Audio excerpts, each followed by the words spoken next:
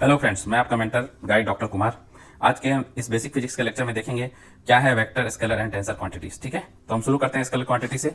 Scalar quantity have only magnitude, ठीक है, and no direction. Okay, magnitude जो है फिजिक्स में, जो मैग्नीट्यूड का मतलब होता है वो होता है numerical value that describe the size, distance and the quantity of the physical properties.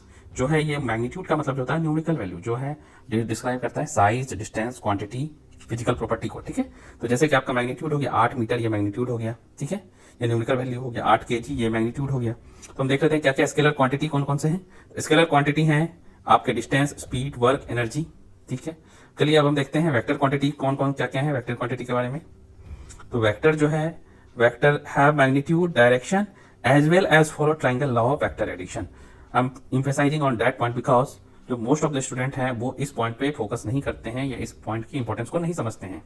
ठीक है, तो जो तीसरा पॉइंट है कि follow the triangle of vector addition, ये बहुत इंपॉर्टेंट पॉइंट है। ठीक है, तो vector have magnitude, direction and follow the triangle of vector addition.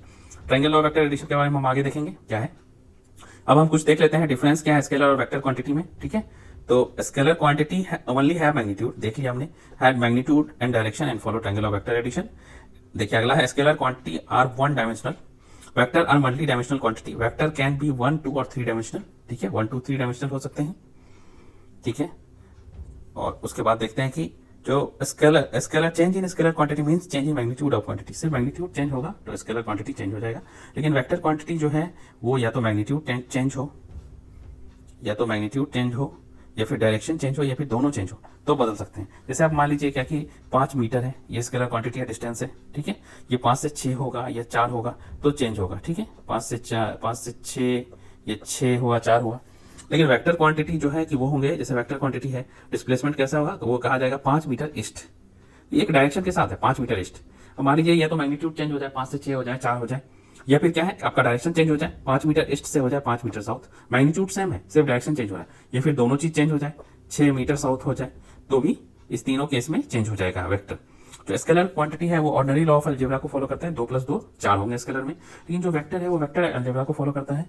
इसमें वेक्टर स्केलर अलजेब्रा को फॉलो कर रहा है, ये वेक्टर अलजेब्रा को फॉलो कर रहा है। इसमें 2 + 2 4 नहीं है, 4 नहीं भी हो सकते हैं, 4 हो भी सकते हैं। ठीक है, वो डिपेंड किस पे करता है, वो डिपेंड करता है एंगल पे। इस दो जो क्वांटिटी है इसके बीच में एंगल क्या है जो एडिशन हो रहे हैं।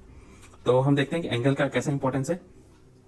तो मान लीजिए कि दो वेक्टर जो है ए बी है, इसके बीच में एंगल थीटा है। ठीक है, तो जो रिजल्टेंट जो होता है उसका फॉर्मूला जो है, रिजल्टेंट का फॉर्मूला है r² बराबर a² + b² + 2ab cos theta, 2ab cos theta. ठीक है, तो इस हिसाब से देखते हैं यदि थीटा जो है, यदि थीटा आपका 0 डिग्री है तो r हो जाता है a + b।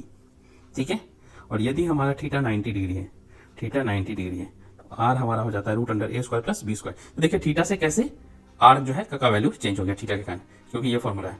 अब हम कुछ क्वांटिटी देख लेते हैं कौन कौन सा स्केलर कौन कौन सा वेक्टर है। स्केलर क्वांटिटी कुछ देखिए और कुछ vector quantity, mass, volume, density, work, speed, energy, power, volume, time, distance, current, ये सारे स्केलर क्वांटिटी। दूसरी तरफ देखिए वेक्टर क्वांटिटी कौन कौन से। वेक्टर क्वांटिटी है displacement, velocity, acceleration, force, weight, impulse, not mass, it's a weight. ठीक है, ग्रेविटी, टॉर्क। ठीक है, आगे हम देखते हैं triangle law of vector addition. ये क्या कहता है, triangle of vector addition is a mathematical concept that find the sum of 2 vectors in 2 dimensional space. ये जो है कि हमको 2 वेक्टर का योग जो है कि एक 2 डायमेंशन में हमको बताता है। ठीक है, triangle law of vector addition क्या कहता है, triangle of vector addition it states that when the vector are represented by 2 sides of triangle, third side of triangle represent the resultant vector. Okay, तो हम देखते हैं कि पूरा डिटेल में क्या कहता है। Triangle law of vector addition कहता है place the head of the first vector at the tail of second vector, head of first vector, head of tail of second vector। ठीक है, attach the tail of first vector के tail को head of the second vector, ये attach किया तो ये हमको resultant vector प्राप्त होता है। Resultant vector is represent by the third side of the triangle. ठीक है, ये है triangle law of vector addition.